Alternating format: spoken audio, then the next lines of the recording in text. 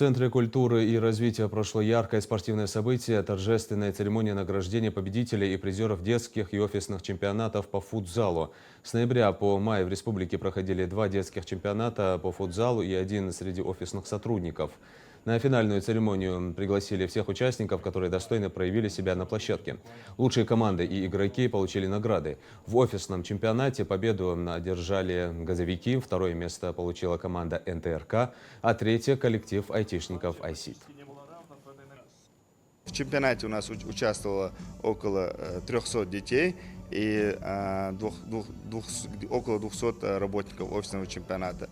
У нас очень интересный был подход к офисному чемпионату. У нас была специальная футбольная комиссия, где мы делали так, что играли только любители, чтобы не было опытных игроков, чтобы чемпионат был равный и чтобы ребята могли прийти, поиграть для себя, и чтобы у них не было там крупных разрывов между счетами.